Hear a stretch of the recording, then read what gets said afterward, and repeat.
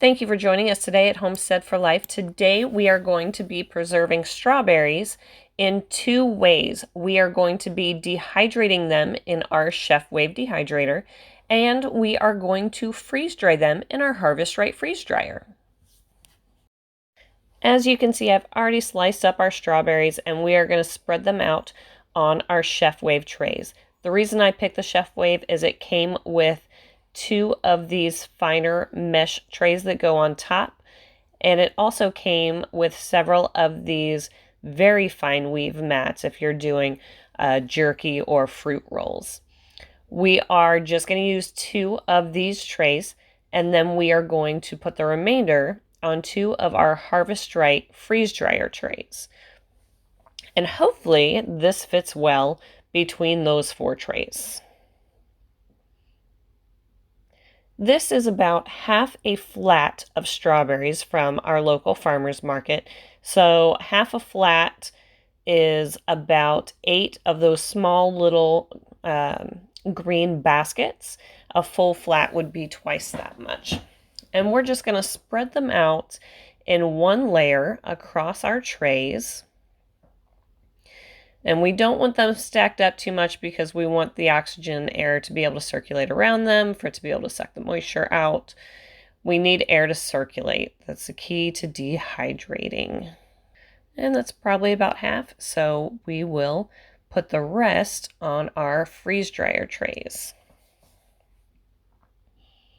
And just spread them out nicely. We ended up with about 2 trays of each. For our dehydrator, we are going to set this in the 130s and pretty much run it until it's done, until they are dry and leathery.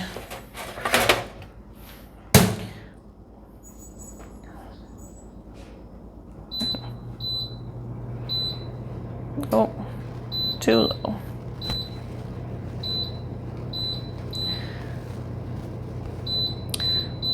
We're going to start it at 12 hours and we will check it in the morning and see how that goes. For our freeze dryer, we are going to put these in the freeze dryer. The process of freeze drying has several stages. The first stage is it's going to freeze. It's going to drop the temperature down to about -20. Then it's going to build a vacuum, suck all the air out of the chamber, and then it's going to start heating up the trays so that the liquid thaws. It sucks the liquid out. So these may actually, based on our onion timing, these may actually be done sooner in the freeze dryer, but it's going to use a lot more electricity. However, these will be good for 25, 30 years. The dehydrated ones probably not so much. So let's get going and throw them in there. So really simple to load them up into the freeze dryer. And this thing's pretty smart. It does everything on its own.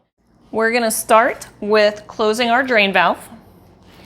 And then we simply just hit the start button after we make sure our door seal's all set.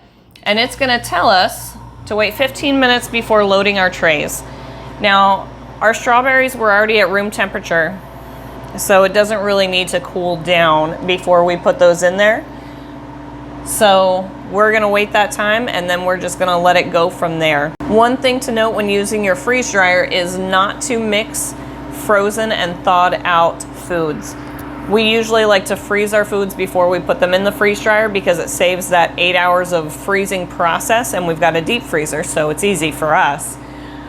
We didn't get the chance to do that this time because we wouldn't do that before putting them in the dehydrator. So I've got nothing thawed out ready to go in there with these strawberries today. So this is going to be just a really plain half load, and we'll see how long it takes. One of the cool things is it keeps the timer going the whole time it's running, so you know how much time you've invested at the end of it, how long it's been running. So you can kind of gauge as you get used to different things, whether that's a normal time frame or not. So join us back later when we check on them and see how they're doing. So it's been about 25, 26 hours since we first got started and put our strawberries in the freeze dryer. It was done, the machine felt like it was done after about 13 hours. But we had it set for 12 hours of extra dry time. What that means is that after the machine thinks it's done, it automatically goes into that extra dry phase and keeps vacuuming more moisture out and keeps the trays heated. And essentially for some things that don't dry as quickly as the sensors can pick up, it's really good also for things with small seeds like tomatoes, strawberries, things like that. The seeds take longer to dry.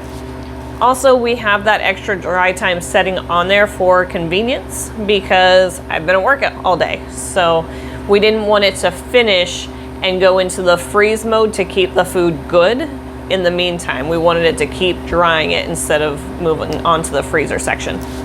So our first step to stop the freeze dryer is to hit the cancel button. So we're gonna cancel that extra dry time. Then it says process complete, open drain valve to vent, and it's asking us if needed, select more dry time. So we are going to open our drain valve. Make sure that you do not have the hose sitting in water when you open that drain valve because it's sucking all that air in, releasing that vacuum pressure, right? You will flood your machine. So once that pressure equalizes, you'll be able to open the door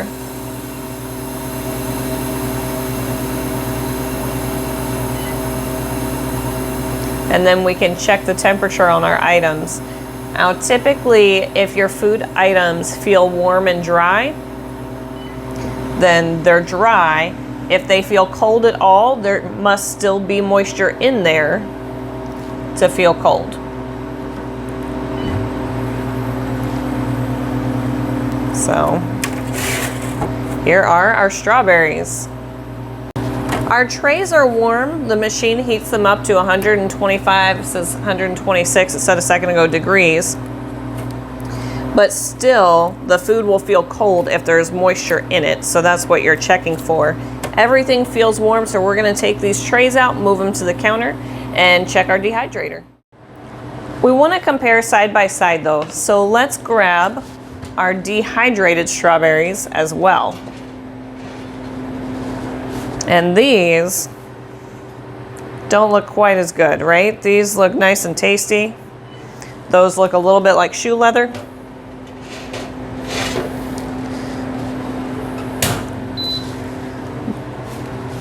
These have also been going in the dehydrator for that long, for about 25 hours. And they are considered done in a dehydrator when they have sort of the feel of leather and tastes like a leathery strawberry. Still very much the strawberry taste, but the texture, it's a lot chewier. Our freeze-dried strawberries, the freeze-dry process is actually pretty amazing. So, because it freezes everything first, and then it warms up just enough to thaw the liquid, but not the solids. And then it's vacuuming out all the moisture. It retains its shape and mostly its looks, even though they got to within 10 degrees of the same temperature. My dehydrator was set at 131 degrees. The freeze dryer went up to 125, 6-degree difference. But the process, totally different. So the freeze dry food is going to be crunchy and almost feel like hollow and powdery. So texture wise, I like it a little bit better. But either way, these are going to stay good for much, much, much longer. So these dehydrated pieces are probably only going to be good for, you know, maybe 6 months or so, a year in a canning jar. And I'll add these to oatmeal or cereals, something like that. These freeze dried, because all the moisture is gone, is going to go into a Mylar bag with an oxygen absorber, and these are going to stay good for 25, 30 years. To store our strawberries, the freeze dried ones are going to go into a gusseted Mylar bag with an oxygen absorber. Really, the gusseted just means that it's got this little funny bottom where it pops out. So it makes them much, much easier to fill since you can just stand them on the counter. And then we'll put an oxygen absorber in there with them. And my dehydrated strawberries are just going to go into a canning jar, which I will vacuum seal with my brake bleeder. So I'm going to do it with the hand pump instead of the food saver machine because I have the wrong hose on my food saver. So we will just do it manually. But that is it to preserving strawberries, making them last months to years longer. 25 years from now, you could be enjoying these wonderful strawberries, and they will taste just the same. Thank you for watching our video. Please subscribe and like our channel, and feel free to leave comments on any other homesteading, food preserving type topics you'd like to see us cover. Thank you.